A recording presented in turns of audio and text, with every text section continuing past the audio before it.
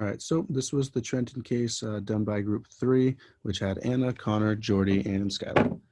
So first off, some of the terms that were brought up in this case were disparate treatment. We saw this as the employee who was being discriminated against was intentionally discriminated against because of his new religion. A lot of people were involved in the manager's church, and he was not. And the manager in this case was Jenkins. That was his last name, of course. And we picked up the requirement to accommodate as another term that we saw because when Malik, the employee, had asked for time off, the manager had stated that the company was very busy and mocked his reasoning for the time off, in which he finally reluctantly granted him the time off, but without ease, of course. We did see harassment in this case, as Malik, the employee, was harassed when his coworkers would make fun of his new religion or left voodoo dolls and witch hats around his desk and stuff, as he had just joined a new religion and they did not agree with it. We did see racial discrimination. When he reported to HR, he found several sheets on his desk with what appeared to be chants from a book that read at the top, "Prayers for Black folk." Clearly, this was a racially motivated, issue, and this led to him also being made fun of because of his religion. And then that's when we did realize that there was religious discrimination in this. Initially, his manager had invited him to join his own church, and then when the employee decided to join a different church, a lot of the other employees made fun of him.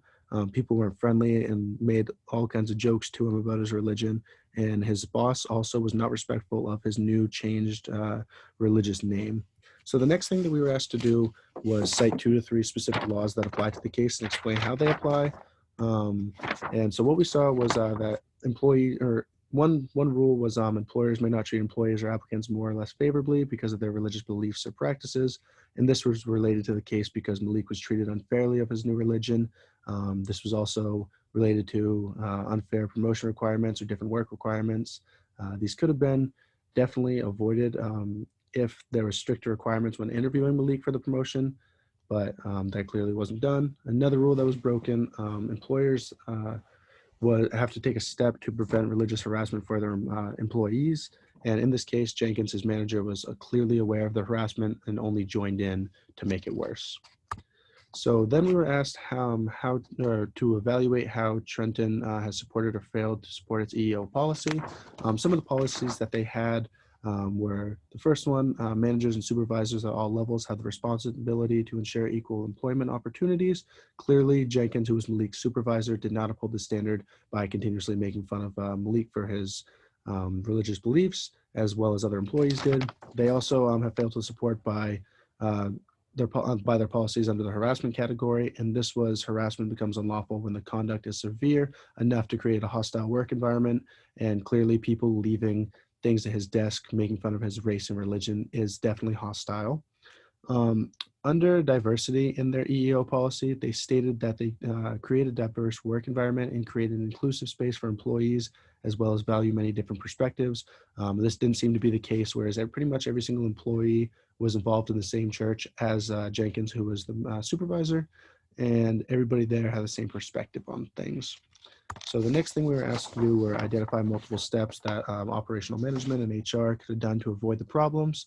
And we said for management, Jenkins, who was the manager, should have stopped employees from leaving items on Malik's desk and also not partake in that discrimination himself. HR should have conducted an investigation, especially whereas Jenkins was in a leadership role and people were going to follow him. So the next question we had we were asked to do was address why it may be difficult for Trenton to argue that Jenkins evaluated Malik's application fairly. And we did see that there was a history of unfair treatment and racial and religious discrimination in this case. And after the promotion was given, Malik recalled that Jenkins' conduct at the company holiday party, he continuously joked about Malik's religious discrimination and racial harassment and didn't take it serious. So the next thing that we had was we were asked to provide a recommendation for how Judith Dixon, like the head of HR basically, should proceed with this.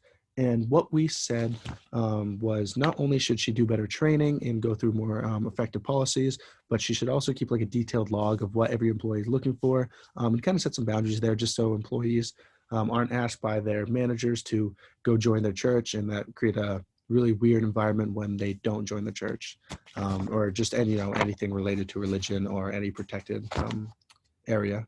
So the next thing that we had to do was identify at least two other cases that the EEOC has handled that shared some similarities with the case that we evaluated. Two cases that we picked up on was first Eureka Stone Quarry, which was basically revolved around an African-American heavy equipment operator who was subject to racial discrimination. He was verbally harassed and threatened with guns, which later on made him, resign. According to the company, or according to the case, the company was aware of everything. They didn't do anything. Therefore, the employee filed a lawsuit and ended up getting a settlement of $58,000. In the next case that we saw, it was Seoul, Miami. An employee was not given time off on Saturdays after they had basically had 10 months off of work. So initially, the employee asked for Saturdays off due to religious reasons. Their employer or their supervisor gave it to him. No problems for 10 months, and then a new supervisor comes on. Employee misses Saturday and immediately fired, no warning or anything, whereas everybody else would typically get warnings, which was definitely not okay. Therefore, I ended up in a $99,000 settlement. And to go over a couple things, so in most of these cases, there was clear harassment. Besides Seoul, Miami, it was just a strict, you're fired. There was clearly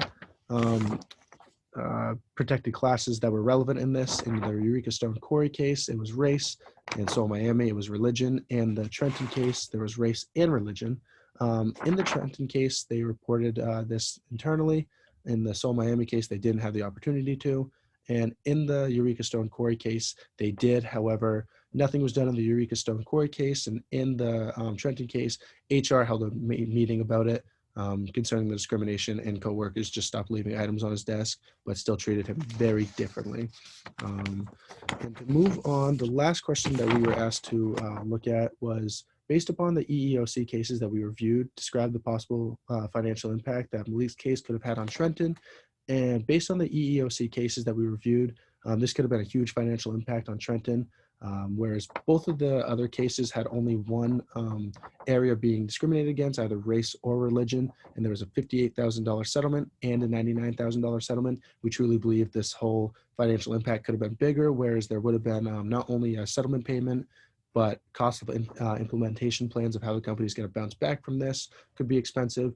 Also, there would have been high amounts of loss of business due to bad publicity, especially in this age where everything's on social media, TV, any platform that this can get out onto would definitely cause a big stink with a lot of people, and that could lead to a protest and just overall stopping business with that company.